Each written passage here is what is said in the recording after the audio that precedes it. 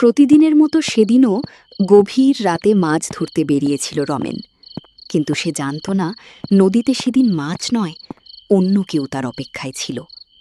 পদ্মা নদীতে নৌকা নিয়ে একা জাল ফেলছে রমেন। চাঁদের আলোয় জালে এক ঝাঁক চকচকে বড় বড় রূপালি ইলিশ ধরা পড়ে। রমেন আনন্দিত মনে নৌকা বেয়ে পাড়ে আসে এবং মাছের ঝুড়ি মাথায় নিয়ে বাড়ির দিকে রওনা হয়। রমেন যখন অন্ধকার বাঁশবাগানের তলা দিয়ে হেঁটে যাচ্ছে, তখন ওপরের মগডালে বসেছিল এক শাকচুন্নি আর মামদভূত। ইলিশ মাছের গন্ধে শাকচুন্নির চোখ চকচক করে ওঠে। আহা, ওরে মামদু, দেখ দেখ, এ কি মিষ্টি সুগন্ধ!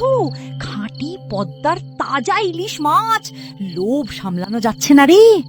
তাহলে আর দেরি কেন ডাইনি? মার মার, জাদুর টান মার, মাছের ঝুড়ি খালি করে দে। শাকচুন্নি ওপর থেকে হাত বাড়িয়ে জাদুর ফোঁ দেয়।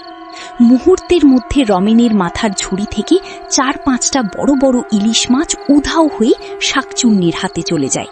রমেন কিচ্ছু টের পায় না। সে 2টা মাছ নিয়ে বাড়ির দিকে আসতে থাকে, গভীর বাগানের মধ্যে দিয়ে।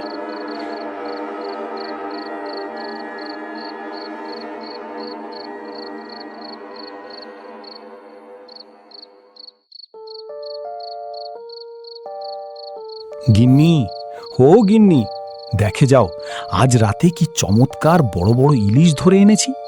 সকালে হাটে নিয়ে যাব। এ কি গো, তুমি তো বললে বড় বড় ইলিশ এনেছো। ঝুড়ির ভেতরে তো মাত্র 2টো ছোট পোনা মাছ পড়ে আছে, বড় মাছ কই? এ কি কাণ্ড!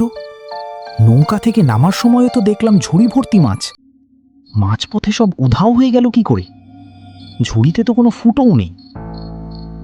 রমেন ঝুড়ির দিকে তাকিয়ে নিজের চোখকে বিশ্বাস করতে পারে না। ঝুড়ি একদম খালি, নিচে শুধু 2টো ছোট্ট মাছ পড়ে আছে। পরের দিন সে আবার নদীতে মাছ ধরতে যায়।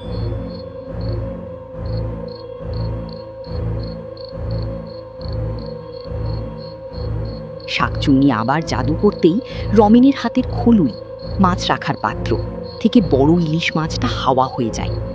রমেন এবার কিছুটা খটকা পায়।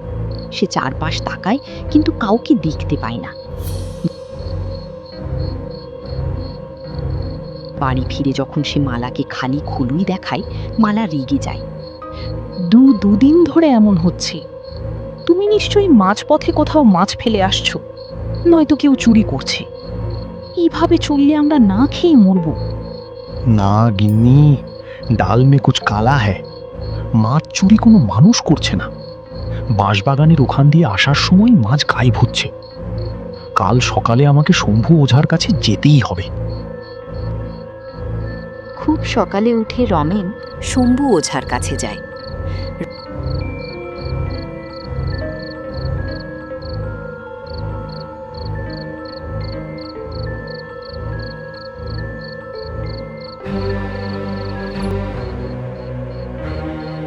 রমেন গ্রামের গুণী ওঝা শম্ভুর কাছে গিয়ে হাত জোড় করে সব ঘটনা খুলে বলে।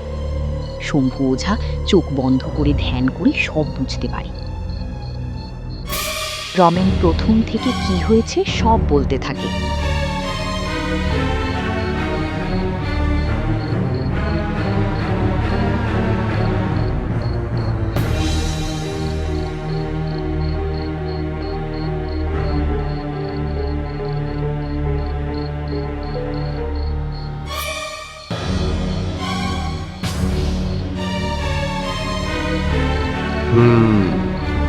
বুঝেছি রমেন, ওটা কোনো মানুষের কাজ নয়। বাঁশবাগানের শাকচুন্নি আর মামদভূত তোর পদ্মার ইলিশের লোভ সামলাতে পারছে না। তুই এক কাজ কর, এই নে, এগুলো সাধারণ লঙ্কা নয়, মন্ত্রপুত লঙ্কা। আজ রাতে যখন মাছ নিয়ে ফিরবি, এই লঙ্কাগুলো মাছের পেটের ভেতরে পুড়ে রাখবি। ভূত যেই মাছ চুরি করে মুখে দেবে, অমনি জাদুর শাস্তি পাবে। রাত গভীর, রমেন নদী থেকে একটা বড় ইলিশ মাছ ধরে উঝাড় দেওয়া মন্ত্রপুত লঙ্কাগুলো মাছের পেটির ভিতর ভালো করে ঢুকিয়ে তারপরে সে পাড়ে চলে আসে।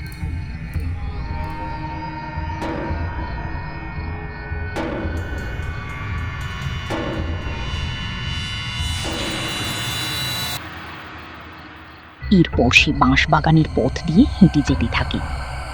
শাকচুন্নি জাদুর সাহায্যে মাছটি টেনে গাছের মগ ডালে নিয়ে আসে। মাছটা দেখি মামদভূত আর লোভ সামলাতে না পেরে এক কামড় বসিয়ে দেয়। লঙ্কার তীব্র ঝাঁঝ আর মন্ত্রের শক্তিতে দুই ভূতের গা বেয়ে আগুন ছিটকাতে থাকে। তারা গাছের উপর ছটফট করতে করতে লাফাতে থাকে। নিচে দাঁড়িয়ে রমেন টর্চ জেলে হাসতে হাসতে চিৎকার করে বলে, কেমন লাগলো রে চোরের দল? ওটা শম্ভু ওঝার মন্ত্রপুত লঙ্কা।